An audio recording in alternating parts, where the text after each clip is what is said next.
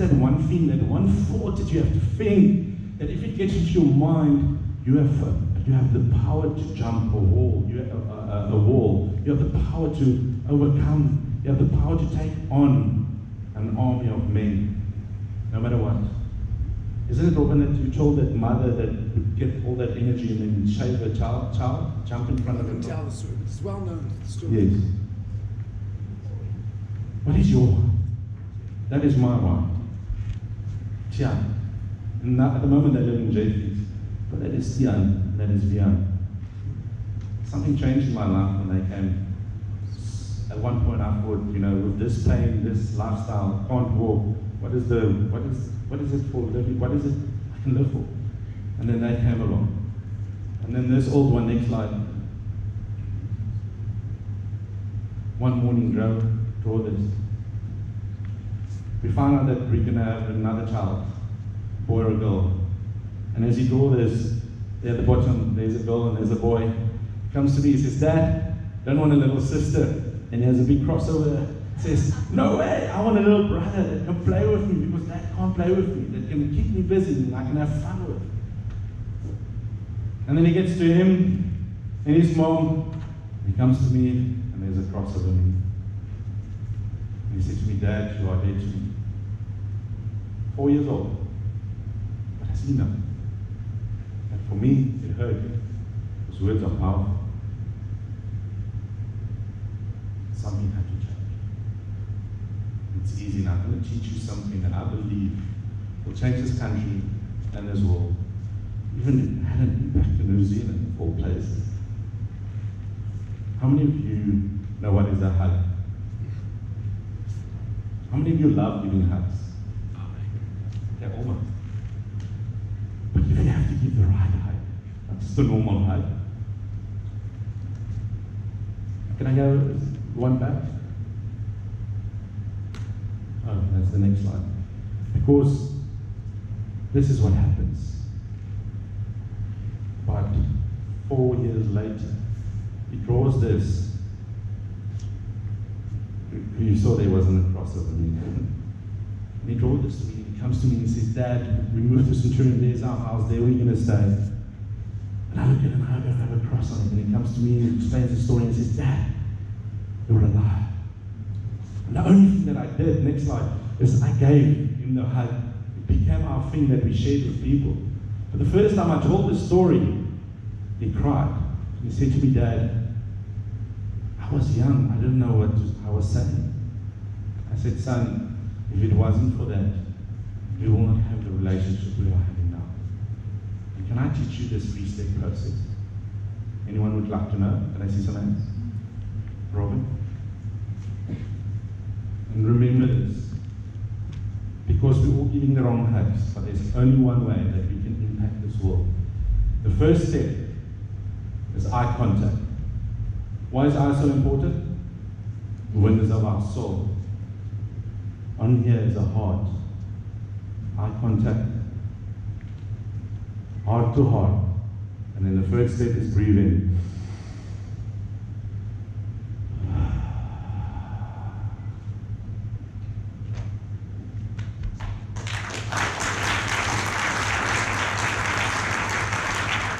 Why is heart to heart so important?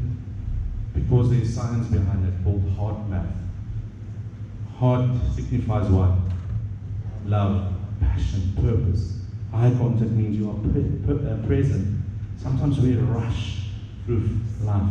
We rush through connecting with people. 3 steps. What is the first one? Eye contact. Second step. The third step. If you know that person, you do it for 20 seconds. And your brain releases serotonin. There's a deeper connection. And then you tell me, Cobus, I won't do this with strangers. Yes, you won't. But I'm going to teach you how you can do it with strangers. So you're going to come up to someone and they're going to hug you and you're like, You're going to say, I met this crazy guy called Cobus. And he taught me this amazing thing. Can I teach you how to hug? And then you tell them, first, eye contact. Second, heart to heart. And then the third step is breathing together. And then I'm like, woo, this is amazing. And you see, we just taught someone how to hug. Can we all stand up? I want you, everyone at your table, please give them a heart-to-heart hug and then sit down.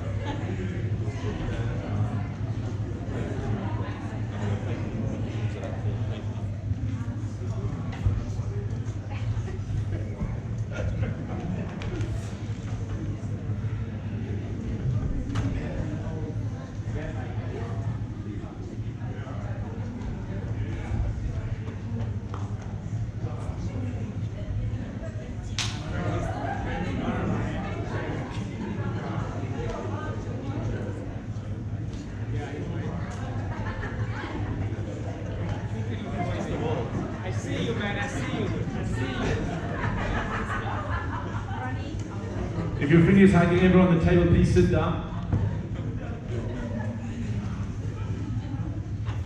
Now it's time to get you ready.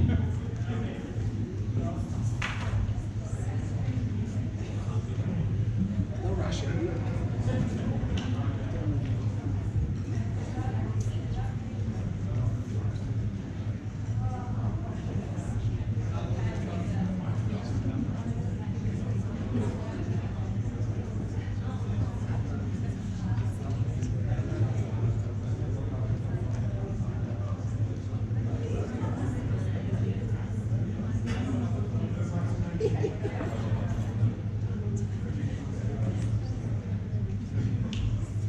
Yeah, I see now how you like that. If it's want to be back to one of those things.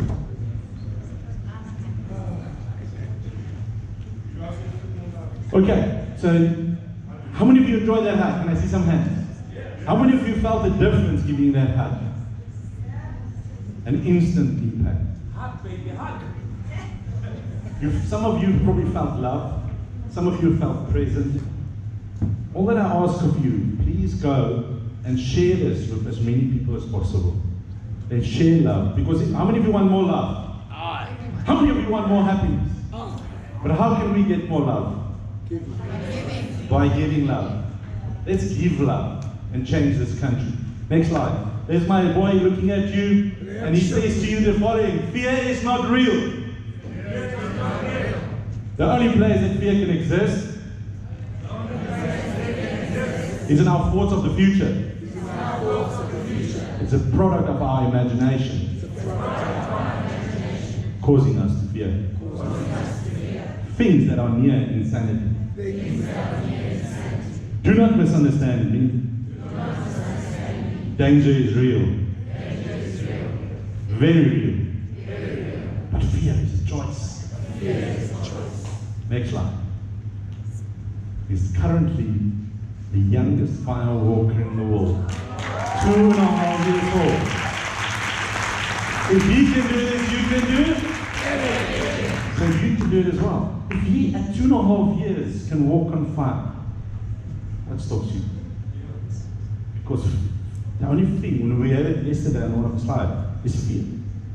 Fear stops us.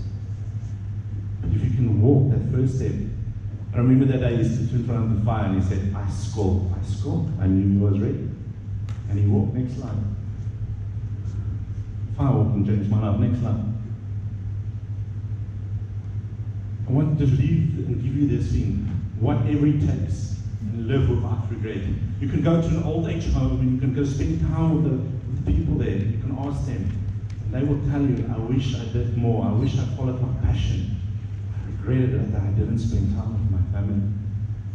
Whatever it takes, you can never have an excuse or blame someone. You have to take responsibility for your choices. Living without regret. So you have to take action. I've had times that there was one time I saw Cyril Ramaphosa on stage and I said, I want a selfie with him. How am I going to get a selfie with him? No, I will never be able to do it. I started regretting it already. I said, I live without regret. And for some way, mind power, I got through his bodyguards. And I stopped him and I said, Cyril, what about a selfie? And it's like, yeah, let's do it. And we took a selfie. How amazing is that? Because now I don't regret it. He could only said what? No, but he said yes. Next slide. Are you willing to do whatever it takes through pain? This is one night. The first night, the second night, the third night, the fourth night, the fifth night, the sixth night. Elbows, ankles, knees, next one. On Kilimanjaro, injecting myself every day. Imagine on Kilimanjaro where it gets cold, not as cold as Everest, but it gets cold. I had the constant challenge of getting my water not to freeze so that I can mix it with my plasma to inject myself so that I cannot stop my bleeding. And then you get to this place. I can't climb. I'm not a hiker. I've never hiked in my whole life. And here I'm at Kilimanjaro thinking of the first day, Kobus, what have you done? And there's no way back because, damn, how am I going to tell people I'm going to turn back? And then you see there, wait, go back. That's my face I heard. There is people walking up this wall they call the Rainbow Wall. And I'm thinking, flippin' hell, how am I going to do this? I don't have elbows, I don't have ankles, next slide. And I looked at that and I started crying. We were two guys, the other guy with me started crying and said, how are we going to do it? He has a fear of heights. I'm like, I'm in pain. How are we going to do this? And then there's only one way. Next slide. Yes. I say dress up for success. Dress yourself up, make yourself a warrior, and believe that you can do it. And see that you can do it. And feel that you can do it. And remember your why. Next step. They call that the kissing rock. There behind you can't see it. It's a drop off. You literally pass from one to the next, kissing a rock. And then you see that? There's one guy, two guys. I had four porters around me the whole time making sure I won't fall. Lifting me, pulling me up, dragging, pushing me up, pulling me up. The other thing is, we're not meant to do this alone. We need to surround ourselves with people on our journey. Next slide. I was so happy in my element. Next slide. And every night the sun set. And I'm not going to stand still because of time. And then this moment, I want to hold it there for a second. On Kilimanjaro, just above, I can see Stellarport. Then you're on top of the rim. I'm sitting there, after walking from 9 o'clock the previous evening, right through, sitting there, the whole night, freezing cold, minus 16 degrees. My joints were aching. I'm sitting there, looking at the sunrise. Two porters, my friend Will, and another porter taking the picture. And I gave up. I was sitting there, my friend said, Kobus, I will wait with you, I will go down with you. And I said, I'm giving up, I don't have energy. I can't even breathe. But I had a little bit of energy, without knowing it. We all did. Because before I left, I said, go do your dream. Don't think about me. I am on my own journey. He looks me in the eye. He says, Kobus, remember your why. Remember your why. And I remember my why. And suddenly I had the energy of a bull. Suddenly I had the energy of a young man. I could do anything, and I stood up and I started climbing. And I'm going, I can't breathe. I will take a breath, and then I'm in pain, and then I will walk as fast and as long as I can, and then I can't go anymore, then I would rest. And getting my breath back, and I would push through. I will be resting, having my practice with me. Go next slide. Until I could only get to Stellarport. Next slide. That was mine. And next slide. There's Stellarport. That's how close I was to Urupet. But nobody tells you if you go up to a mountain. I never hiked, I never climbed. They forget to tell you have to go down as well. And the thing is, mind power is amazing. I wanted actually to stay up the mountain and say, God, I've done it. I've done my goal. Please come and get me. Go one more. Remember this, your attitude, not your aptitude, will determine your altitude. I want to go to the next slide. I'm tired, can't walk, taking selfies with the girls. And then I start going down. I keep telling the porters, guys, leave me here, man. I've done it. I've been to the top. That was my goal. But God decided otherwise. He said, Kobus, don't worry about how you head down. I will make a plan. And he sends angels to carry me down. Can you imagine this 130 kilogram guy, or 120, whatever it